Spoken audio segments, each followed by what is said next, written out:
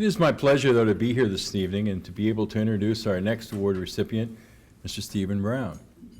In thinking about tonight, I realized that I've known Stephen for almost 10, 12 years now.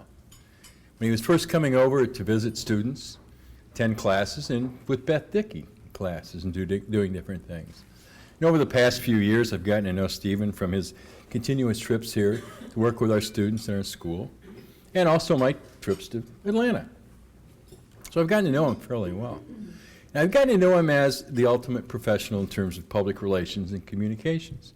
Mr. Atlanta, to a certain degree. That's how we know him over here. Well, actually, it's quite an honor because you're either going to be the last guest speaker at the old public health building or the first guest speaker at the new School of Journalism and Mass Communications. I can't think of anyone else that deserves this award more from the public relations and communication field than Stephen. He's been a great friend to the university, a great ambassador for our school, and more importantly, a good friend and mentor to our students, our current students, our graduates, and I'm sure students that haven't even arrived here yet will be singing the praises of Stephen Brown in a few years. So it is my pleasure to introduce Mr. Stephen Brown. Thank you for the entourage. Thank you so much, Dr. Cliffstein. I wanted to thank Dean Bierbauer and Dr. Pardon and all of the faculty and staff, alumni, friends, and family here tonight. I work for a company called Cohn & Wolfe. I run their office in Atlanta, and our motto is dig deeper, imagine more. And when I first got the letter of this exciting news tonight, it was the week I was turning 40, and somehow I imagined that I was a young alumni, and then realized that I'm actually now into the other category, which is very exciting because I'm honored tonight for this, to be not a young alumnus anymore, but a distinguished, shall we say, alumnus. It is so exciting because this has given me a chance in thinking about tonight to reflect on the teachers in my life. And I just want to pay tribute to that quality in people because I think that's what passes our great field of journalism down to the next person. And so I have to start with the greatest two teachers I have ever had, and those are my parents, because they are both retired teachers, actually physically, but the greatest teachers in my life that I've ever had.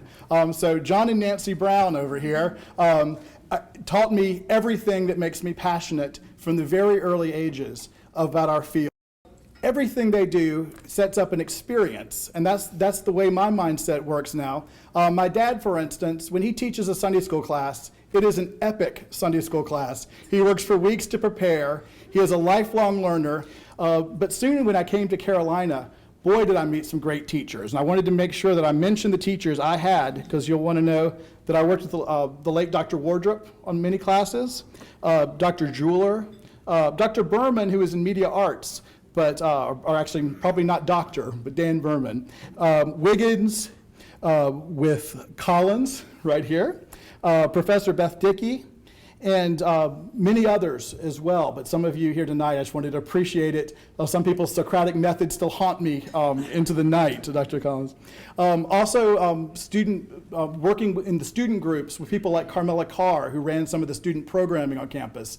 It literally is the pace I still work at with all the different organizations. It was just like Carolina, and yesterday was just like being at Carolina.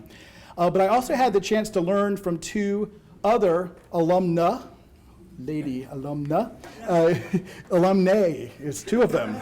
And they were USC graduates, with Kim Asbill, who many of you know used to work at Chernoff Silver, was my first internship, and Kara DeLay in Greenville, who gave me my first internship at the then Leslie Advertising to move on. But it was soon after starting off in school that I met a professor that I didn't have, but that taught me wonderful things about giving back to Carolina. And that is Lisa Sisk, sitting over here beside me at our table.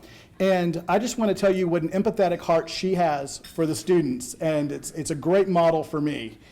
She's empathetic about giving back to the community. I've heard about so many animals that have been rescued today by Lisa Sisk. I just really admire her personally, the love that she brings these students, and getting to plan. I thank you so much for your time tonight. I thank you all for being great teachers to each other.